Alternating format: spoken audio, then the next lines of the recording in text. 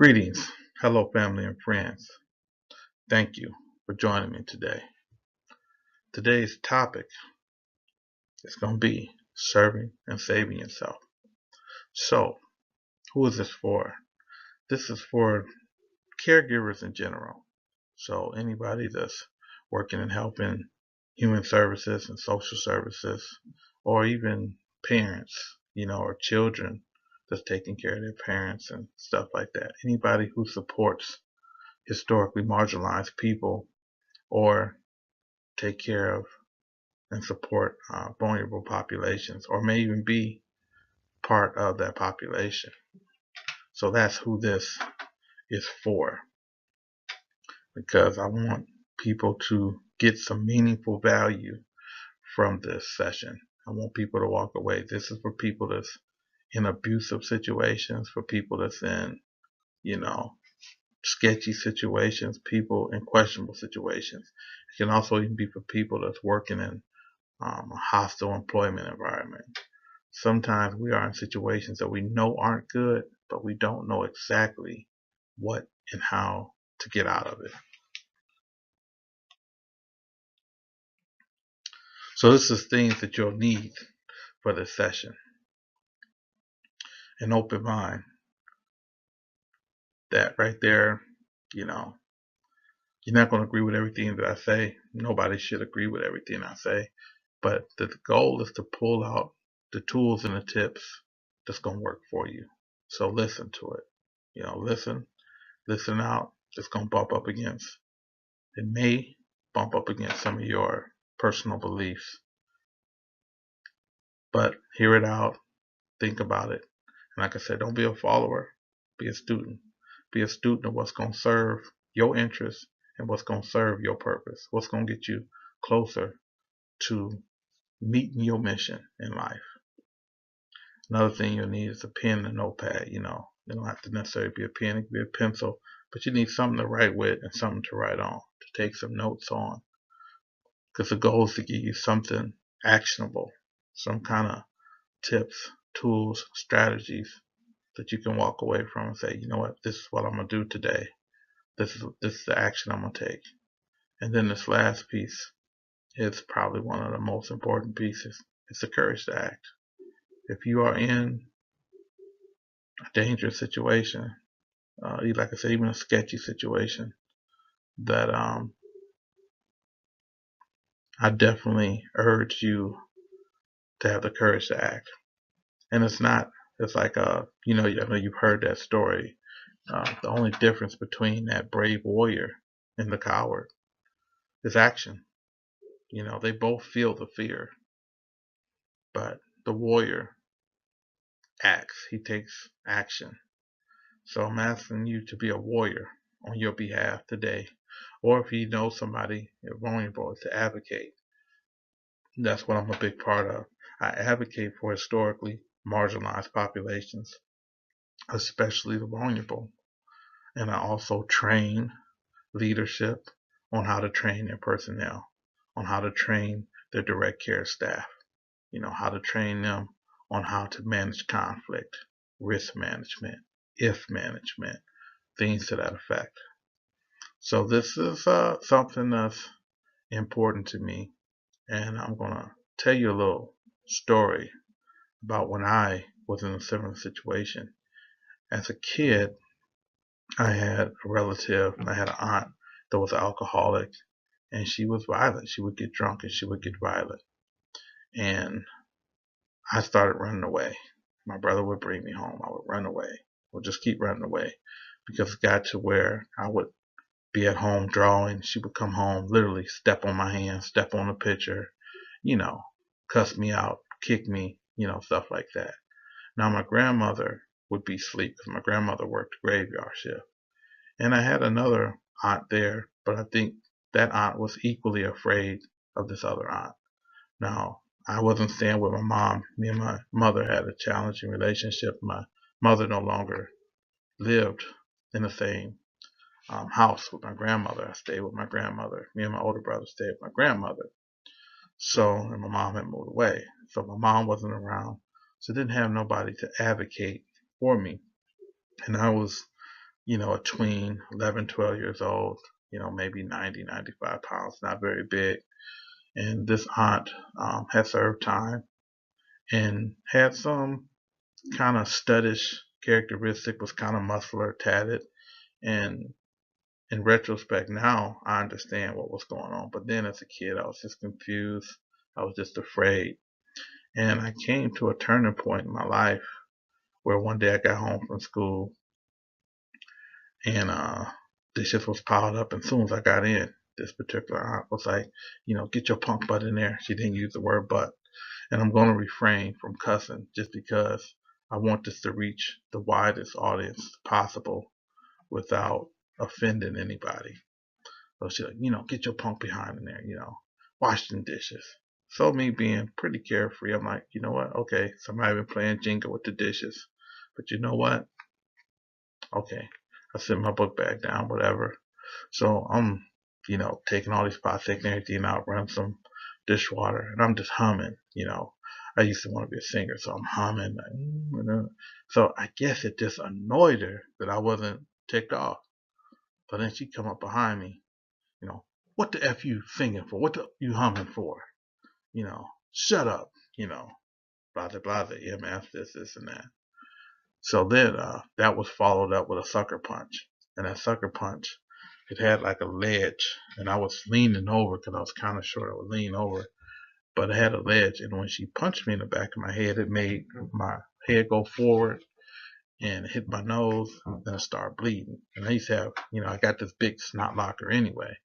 But my nose would bleed easily. My nose was bleeding.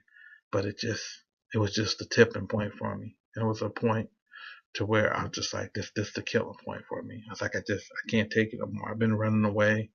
One of the other times that I ran away, my brother had brought me home.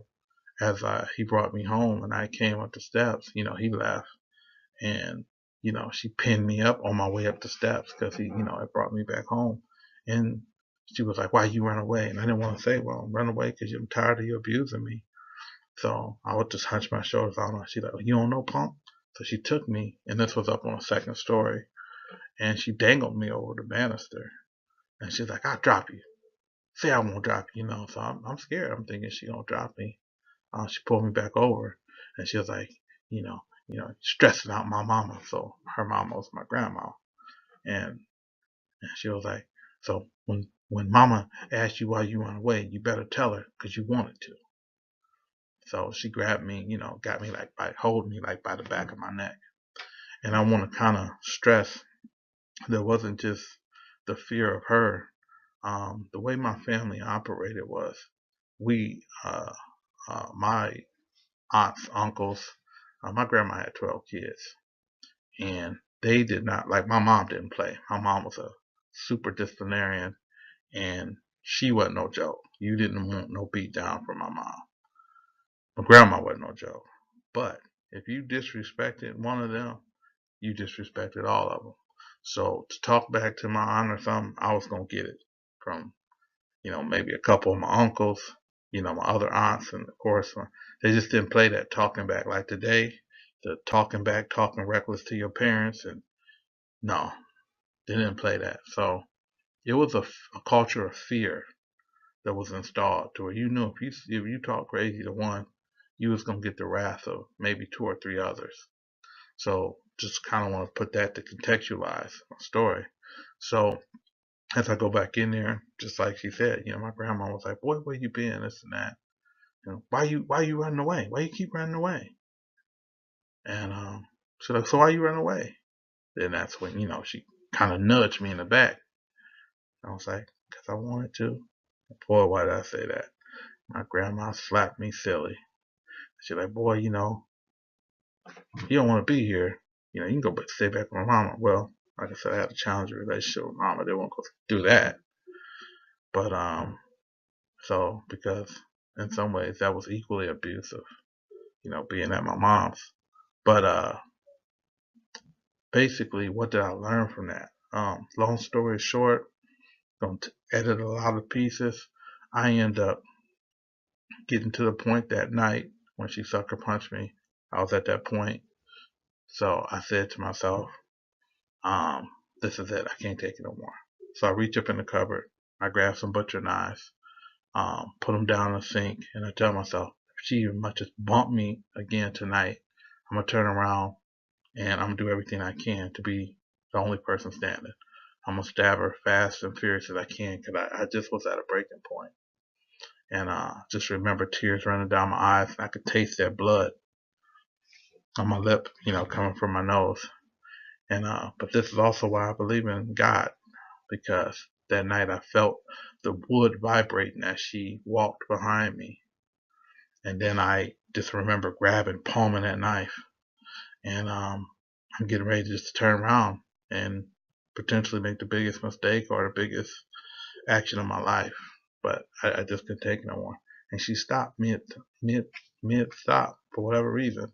She stopped and turned around and went to bed and went to sleep. Now, the reason I told you about all the other stuff is because I had been running away so much that my grandma and my aunts, they locked my clothes up. So I was in the house in a t-shirt and shorts. This was the winter time because I would just keep running away. I would keep running away. I didn't have a close enough relationship to tell my mom I was being, you know, abused, and I didn't think that no one in the house would believe me. Didn't think my grandma would side with me. I didn't think, my other aunt, she was there. She seen it, but I think she was equally scared. So she didn't want to basically be me. So I just froze, and I was like, you know what? Tonight is it. I can't, because I was at that point. I was ready to take a life because, and so I packed up, took out the trash. Now I didn't have no shoes, so I had to just basically I would have to go outside in the snow, take the trash bags, and then run back in the house. Well, I had my late friend, my best friend at the time. He's deceased now. Stayed around the corner. Family of the Tallies, real close with. That's my family. It's my family. It's my close friend, but that's my family. So I went around there, but he wasn't there. I was like, is Jason here? And his little brother there, Matt, which, is my best friend now. And Matt was like, no, he ain't here. He's like, man, where your stuff at? Where your clothes at? I was like, man, I ran away. I said, I can't. I can't go back there.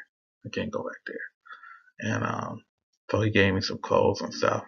Then, I had already had some, like I said, some challenges. I'm not gonna make it like I was an angel or whatnot. I definitely was a troubled child. I definitely had some issues, getting kicked out of school, fighting in school and stuff like that. So, and stealing and stuff like that. So I went, stole some clothes and stole me some shoes and would keep running away. And eventually I got in trouble with my older brother and found myself in detention services. But I'm not going to go through all the details of that, but just to kind of show you that I understand how it is to suffer in silence. I understand how it is to not know how to ask for help, not to know where to go for help.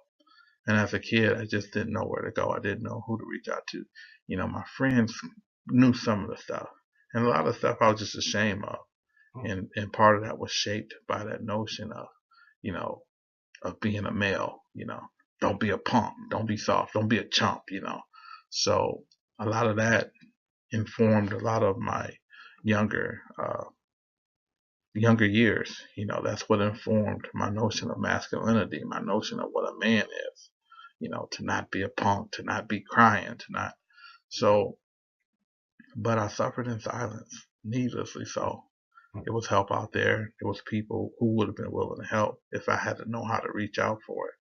So that's what prompted this session today, because I know that it's somebody else going through similar situations. And because I went through that, though, I think that I was able to be a more effective parent. And I wasn't a great parent, to be honest. I tried to be a good parent, but I wasn't a great parent because I spent a nice portion of my life in the streets, being a dope boy. But I did want to protect them. I wanted to give them the things that I didn't have materially, but I also wanted to protect them in ways that I wasn't protected. So the one thing that I taught my kids, and maybe in later sessions, I'll have them on so they can give you their perspective on, the way that I engaged them, the way that I, did my best to inform them and steer them in a direction of self-sufficiency and accountability, and to also be able to advocate for themselves, to be able to reach out for help. And I just remember I would try to over communicate, say, look, somebody put their hands on you, whether it's, physically, whether it's sexually inappropriately, you tell me. And if for whatever reason I don't listen, you tell your mom, you tell your grandma, you tell the principal, you tell the teacher, you make somebody listen. And I don't care if they threaten, well, if you do this, if you tell your dad, I'm going to kill you, I'm going to kill him, or I'm going to hurt you. I don't care what kind of threat they make. I don't care how sincere they are. I don't care how credible they are as a criminal, as a thug. You got to let us know. You got to let somebody know. You do not suffer in silence. I also remember the story of, I think it was Adam Marsh when we was a kid, freaked us out. And I just remember him, the dad saying, I taught my son a lot of things, but I didn't teach him to scream. I didn't teach him to scream. He walked off with that stranger, and that stranger killed him. They never decapitated. They never found his head. That was many years ago. I was a little boy then, and I just remember wanting to empower my kids. So I told them, I said, hey, Lord forbid, somebody snatch you, put you at gunpoint in public, you scream, don't go nowhere. Don't get in that car and let them take you somewhere off to a rural place. Now they in total power. If you gonna kill me, you gonna kill me right here on the spot. You gonna kill me right here in this mall. You gonna shoot me right here, right now. You're not gonna get me in that car, then take me wherever you want me, tie me up, put me in some basement, and do what God knows whatever with me. So that's some of the things that I'm saying you may find unconventional, because that's what informed me. That's how I inform my kids. Sometimes you got people that's crazy, and if they're gonna hurt you, and if they're in a position of power, if they're gonna shoot you, if you gonna shoot me in public, you trying to tell me you gonna take me somewhere private and not shoot me and not hurt me? No, if you got that person that's that bold and that bad and that dangerous, anybody dangerous in public is gonna be equally or even more dangerous in private. So that was some of the things, and that was kind of what helped shape me to shape my kids to grow up to be accountable. So that whole in the spirit of public governance, that's why I was always about being accountable. It was always about investing in yourself and in growth, and advocating for yourself. And that's what I'm asking you to do today. So if you're in an abusive relationship, but you love him, but or he's a provider, you don't want to leave him because he's helping you take care of the kids. I had a young lady that I had counseled, and she was like, I want to leave. I'm in an abusive situation. My dad's a minister. He's a pastor. He don't believe in divorce, and he don't want me to leave. But I can't take no more of these whippings. And I don't want to let my dad down, because I guess he was an established local pastor. And I asked her frankly, I said, is your dad taking them whippings? Is he taking any of them butt whippings? She said, no. I said, this guy, is he providing? Is he providing enough to where if he beat you to death, that's worth it for your kids? Because if he beats you to death, who is going to be between them kids and the big bad world? You have a responsibility to protect them. But if you're not willing to protect yourself because of love, if you're so selfish that you are worried about your love and worried about your dad's opinion of you, that you are putting yourself in harm's way, I don't know what to say. I say, if my dad wasn't willing to stop them butt whoopings, I would remove myself and my kids from the circumstance. I'm actually still friends with this young lady today. Well, she's not exactly young. She's about my age. But that's neither here nor there. But she left. Uh, it was probably like a week or two later, she had called me. She said, guess where I'm at? She is in several states over. And she totally rebuilt her life. She got the courage. She left. She went to a state where she didn't know nobody. And she had asked me, she was like, I don't know nobody, what to do. I said, well, look, I done got up, and when I was in the street life, I done just picked up. I remember when I was on a run, I just picked up and went to Houston. I didn't know nobody. So I gave her some of my experience. I said, oh, look, you want to go, you want to meet people that's positive, you want to meet people that's doing things with their life. I said, so go hit the library, get to know the librarians. Librarians, most of them have, educations. Most of them are friendly, and they definitely gonna know what's going on locally. They can point you in the right direction. I say, go to the library, go to a bookstore. People that's trying to read and trying to enrich themselves. Just come to common places. Go to a gym. People that's taking care of their body tend to try to take care of their mind. Sometimes that's not always the case, but people who are disciplined enough to come to somewhere consistently to work on that growth, often they can help. They can help point you in a direction on how to get a job, where's the safe neighborhoods and stuff like that. And she did it. And years later, she got her own little business and happily married, and her kids are grown now. But she took that advice. She took the courage. And I had another young lady in a similar situation too that was like, I'm scared. He's the provider. I don't I don't have no education. I don't have no job. How am I going to support myself? And I said, look, you got to get out there. I said, it's charitable organizations. I told her, I said, reach out. And that's one of the things about working in health and human services. I was familiar with different organizations. And not every place have all of the same things. So not every state, certain cities have better resources than others. So that's why I was like, well, reach out to this organization, call 211, or, call your helpline. Every state has a local helpline. And then I was like, call some churches. Say, call around. Tell them your situation. Say, hey, this is my situation. Blah, blah, blah. I'm a young mom. Got limited skill set. Don't have no education. Don't have no GED. I'm in an abusive situation. Also reach out to, domestic violence organizations, stuff like that, And she did. In this story, though, she left, just got weak, came back.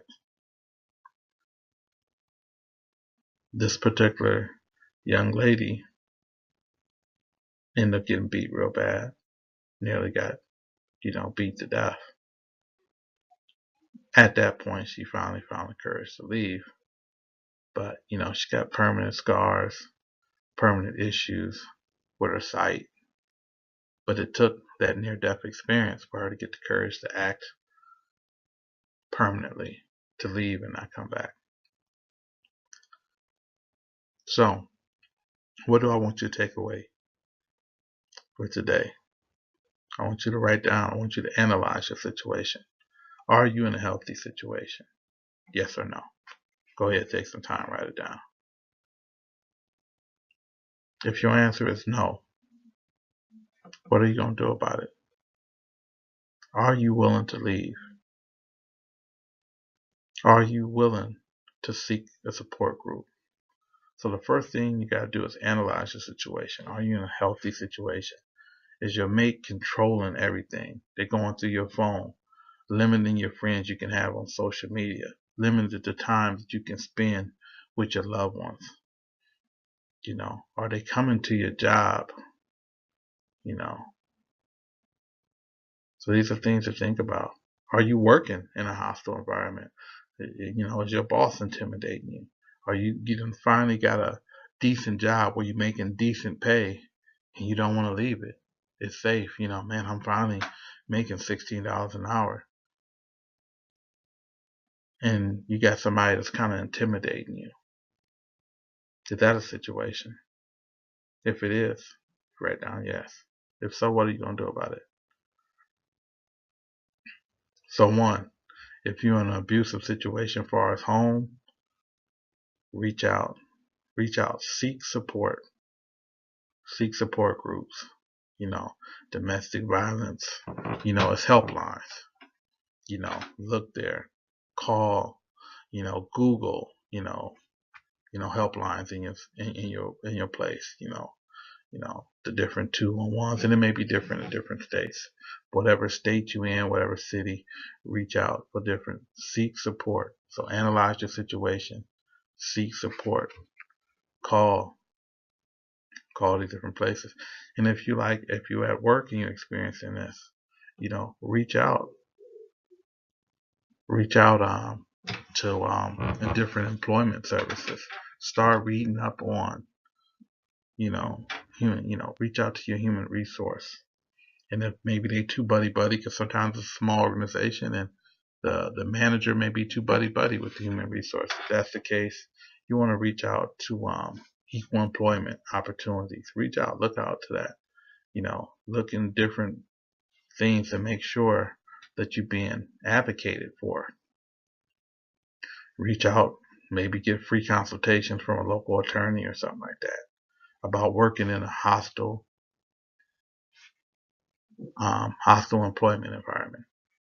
So maybe seek some legal advice, because legally you shouldn't be working in a hostile environment. So once you seek that support, once you say, yes, I'm in a bad situation, B, okay, so then seek support. That support can be legal support, legal counsel from an attorney, different organizations that domestic violence, what is your local one? Google domestic violence help. Google hostile employment help. If you're a child that happen to be watching this and you got an abusive parent, talk to your teacher, talk to your school counselor. It's somebody to talk to. And if you feel like, in even church, if you got a pastor, you got a minister, you got somebody that you can do. And if you feel like that pastor has too close a relationship with your parents and nothing's going to get done, then you reach out to your principal. You reach out to somebody. You seek support. So the thing that I want you to write down, I want you to write down in capital letters. I can do it. I will do it. And I want you to underline it.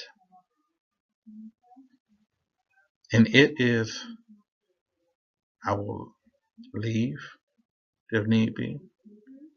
I will seek support. I will act. I will have the courage to act. So write that down. I will have the courage to act. That's the thing. So, what's actionable for today? Actionable. Write down. If you wrote down yes, circle that yes. You're in an unhealthy situation. You don't seek support. And you don't take action. Now also for the workers, it's not just for people in domestic violence. Some of us may be direct care servers, may be working as STNAs, nurses, so on and so forth. And maybe, working 2 and 3 jobs, working 60, 70 hours a week or more. I want you to ask yourself, am I managing my stress? Yes or no? Am I properly managing my stress? Yes or no? If you put yes, cool. If you put no, okay, what am I going to do about it? Seek help.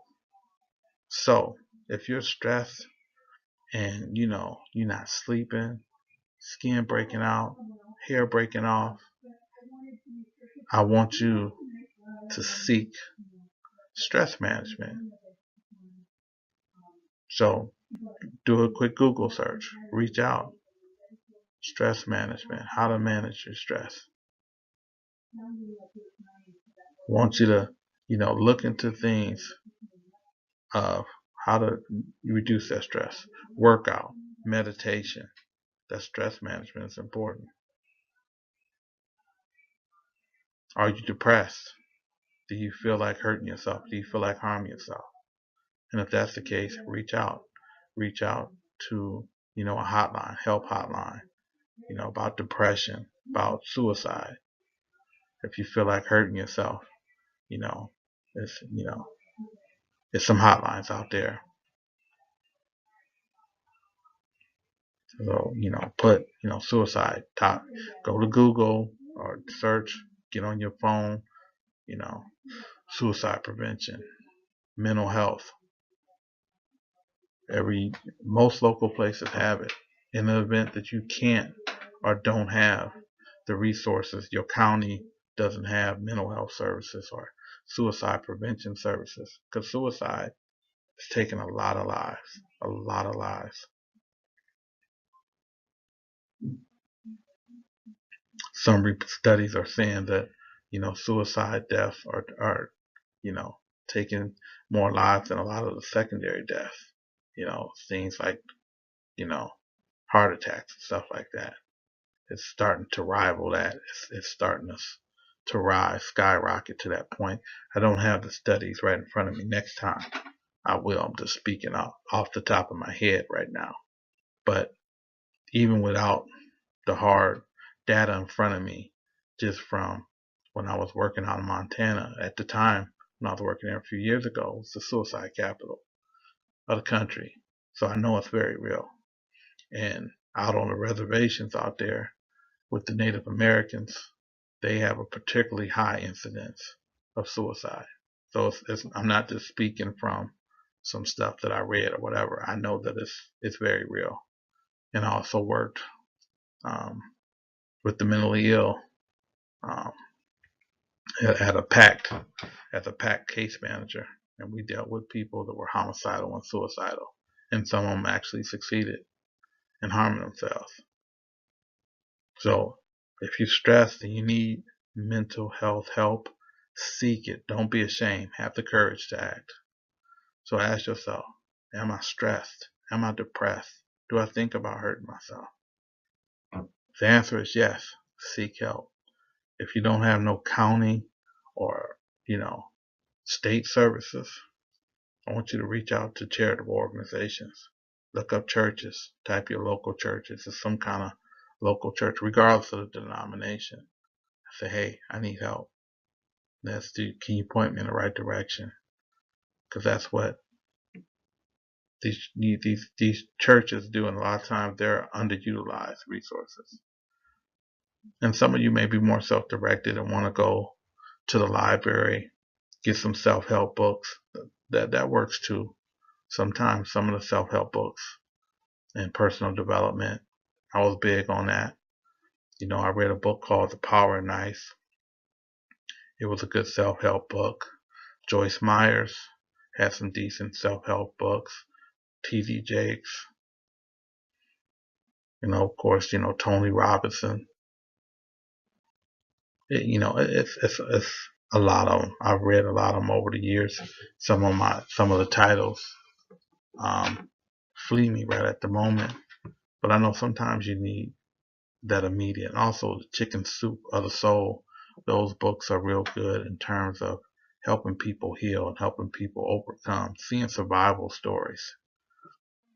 Reading survival stories. That's also important too. That's another element.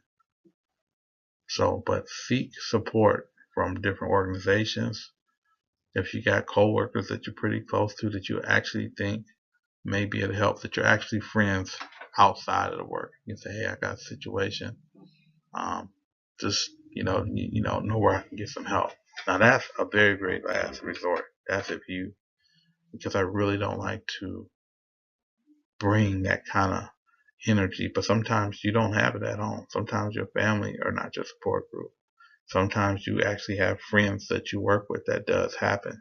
And if you actually have a friend that's not going to be gossiping and putting your business around the office, if you actually got somebody to care about you and care about your well-being that can help you, maybe you can stay with them while you make that transition. But if you're in a toxic, dangerous situation, seek support. And I gave you a few suggestions. And by all means, anybody watching this, if you have better or more detailed suggestions, please make those suggestions. Hotline numbers, please leave it in the comments. If you have specific topics that you want to cover, please leave it in the comments. Because my goal is to help people help themselves. And once they help themselves, I want them to be in a position to advocate for others to do the same thing. Same thing that I'm aiming to do is to help other people help themselves. I'm hoping that, it's kind of like pay it forward. Okay, man, I was in a situation. Somebody said something to me to help me change my circumstances, help me change my mindset. And that's a big piece. I want you to change your mindset. Don't feel like you don't got nowhere to go. It's somewhere to go. Don't feel like you're a victim. Say, you know what? I'm a victor. I'm going to survive. I'm going to survive. I'm going to be okay. If you at that job and that job, you feel like, oh, I can't lose this job. You know what? It's a better job out there for you. It's a job waiting for you to create it. You can actually be an owner and operator. You can be employing other people, and you can be showing people how to be a good employer, how to protect your employees, how to inform your employees to advocate for themselves. Self-advocacy, that's what this is about. And anybody that needs it, I want them to take that message with you. Advocate for yourself. Seek help. Do not suffer in silence. Do not suffer in silence. Seek support. Dig deep. Find the courage to take action. And in conclusion, to wrap this up, analyze your circumstances. If you're in bad situation, abusive situation, or even if you're in a situation where you're not taking proper care of yourself, if you're not getting sleep like you need to, if you're not eating like you need to, eat better, rest more. If you're depressed, if you need some kind of mental health services, seek them out. If those are not available, seek out different charitable organizations, seek out different churches. There's a lot of nonprofits out there. Reach out. If you don't have internet service yourself, see if you can use a friend's phone and they got their Wi-Fi. Go to your local library. Find a way to find some help. It's out there. Because that's a big thing. Do everything you can to help yourself. You got a responsibility to be the best to and for yourself. And if you got kids that you're supporting, you got a responsibility to serve and protect them. So, even if you're a healthcare worker or something like that, you don't want to burn yourself out, because then you risk yourself not being no good for yourself, but also just being burned out. You risk potentially becoming an abuser just because you're so overworked and overwhelmed. So the next point is, see beyond your circumstances. Oh, I don't got no resources. I can't afford to leave. Oh, I love him. I love him. He'll change. He ain't gonna hit me no more. He ain't gonna choke me out no more. Oh, he wouldn't do that to the kids. Oh, I love this, this job. This is the most money I ever made. I can't go nowhere else. No. See beyond your circumstances. Have some vision. See what you can do. See where you can go. See what you can be. And once you see beyond it, seek that support, as I mentioned before. And last and not least, take action. Take action that's going to lead to a permanent change. Get yourself out of that toxic situation. Serve and save yourself. So that's going to wrap this up for today. So I appreciate you taking out the time to listen to what I had to say. And in the meantime, persist. believe, and achieve. And thank you for joining me on your journey to finding your purpose.